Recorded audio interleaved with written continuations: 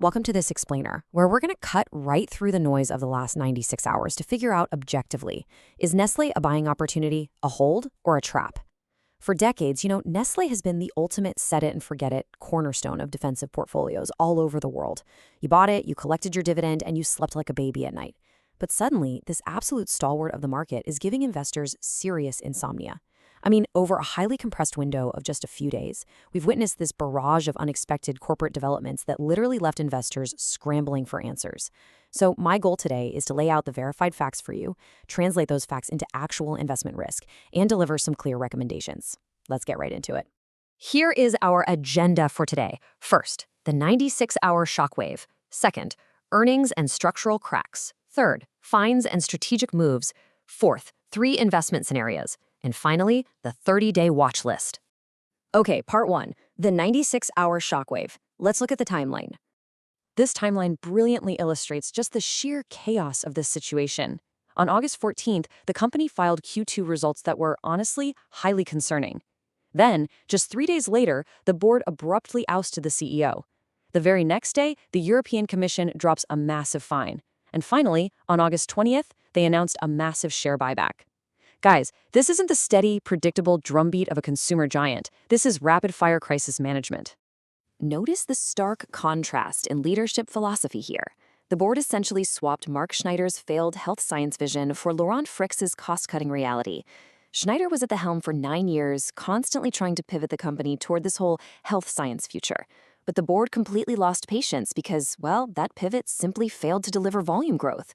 The market actually rallied about 2% on the news of his departure, but we really need to read between the lines here. Laurent Freixe is a company lifer. He intimately knows the supply chains and the emerging markets.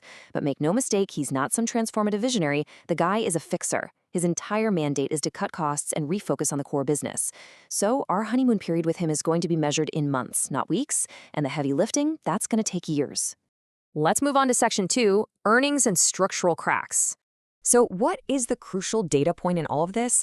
It's this highly concerning 2.1% organic growth figure. They drastically missed the 3.2% market consensus. And when you are a defensive giant, predictability is literally your main currency. Missing by a full percentage point, that's a massive red flag. It tells us this isn't just a temporary inflation blip. Because, if it were just inflation, we'd see a gentle ebb and flow. But this 2.1% indicates a structural loss of market share. Specifically, in North America and Europe, consumers are trading down and private labels are stepping in and aggressively eating their lunch. When you actually adjust this for population growth, we're looking at a company that is shrinking in real terms. And that lost market share brings us to their slashed full-year guidance. The board had to officially acknowledge the new, much harsher reality, taking 2026 guidance down from a very confident 4.0% to a highly muted range of 2.5 to 3.0%. Because of this structural decay, our base case forecast moving forward assumes organic growth will struggle to even hit 2.8% over the next 4 quarters. The growth engine is, for all intents and purposes, completely stalling out. All right, Section 3, fines and strategic moves. Now, a €310 million fine for restricting baby formula sales sounds absolutely huge, right? But look at the data here. That tiny slice is almost microscopic. It represents just 1.2% of their net income. Nestle absorbs a fine like this super easily, but as savvy investors know, the raw dollar amount rarely tells the whole story. The actual threat is the massive regulatory signal that restricts aggressive pricing. Think about it. The new CEO, Laurent Freixe, needs to pull every lever he possibly can to fix the margins right now. His entire playbook relies on aggressive pricing and moving products freely to higher margin markets. But this ruling by the EU essentially blocks that exact strategy. It's a massive regulatory headwinds that we absolutely cannot ignore. Because their hands are now tied on pricing flexibility, volume recovery in the European Union is going to be significantly slower than the broader consensus currently expects. We are also watching the US ice cream sell-off like hawks. Strategically, shedding low-margin brands like Drumstick and Haagen-Dazs makes perfect sense. It could unlock up to $10 billion, but the multiple here matters immensely. If they can offload these assets for more than 14 times EBITDA, that is a massive premium sale and a really powerful catalyst to buy into the turnaround. However, if they end up accepting a bid at less than 12 times EBITDA, well, that's a fire sale, and it signals profound desperation to the market. Then there's the buyback. Announced right on the heels of the fine and the firing, this 6 billion Swiss franc program is going to repurchase about 2.8% of shares. But please do not mistake this for incredible corporate confidence in the underlying business. It is a highly calculated defensive ploy to mask the stagnating organic growth and artificially prop up their earnings per share. The silver lining here, though, is that it does create a very distinct artificial support level on the stock charts right at that 88 Swiss franc mark. Let's translate all this into action. Section 4, 3 investment scenarios. Right now, the stock is trading at a forward PE of roughly 15.5 times, which is actually a 15% discount to its 5-year average. But the trend is structurally bearish, having just broken below its 200-day moving average. So how do we actually play this?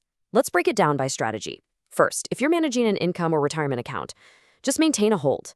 The 3.4% dividend yield is safe for 2026, as it's covered 1.8 times by free cash flow. But definitely don't add new positions until we see the Q3 earnings confirm a bottom. Second, for growth accounts, honestly, this is a sell on any strength up to 95 Swiss francs. The turnaround is simply way too slow, and that EU regulatory overhang is way too risky when you could be deploying capital into much cleaner plays in the sector. And finally, for the contrarian or value accounts, place a buy order right at that 88 Swiss franc buyback floor. That provides a really solid technical entry point, but make sure to keep a strict stop loss at 85 Swiss francs to protect your downside. And finally, Section 5, the 30-day watch list. Look, Nestle is no longer a passive investment right now. It requires very active monitoring of a few specific catalysts over this next month. First up, the currency mechanics. If the Swiss franc strengthens past 0.92 against the euro, that currency headwind is going to force us to automatically downgrade our EPS forecast by a full 2%. Secondly, we are watching SEC filings super closely for activist activity. If a major player, like, say, Third Point, discloses a 3% stake, that changes the game entirely. We would immediately upgrade the stock and recommend buying aggressively on the resulting gap up. So based on all this hard data and the sheer chaos of the last 96 hours, I want to leave you with this final thought for your own portfolios. Is this stock a turnover, a turnaround, or a trap? We've just seen a broken growth story heavily defended by an attractive dividend and a massive manufactured buyback floor. Review your own strategy, match it against the scenarios we built today, and decide how you want to play this truly unprecedented moment in a market giant's history. Thanks so much for joining me for this explainer, and keep a really close eye on that watch list.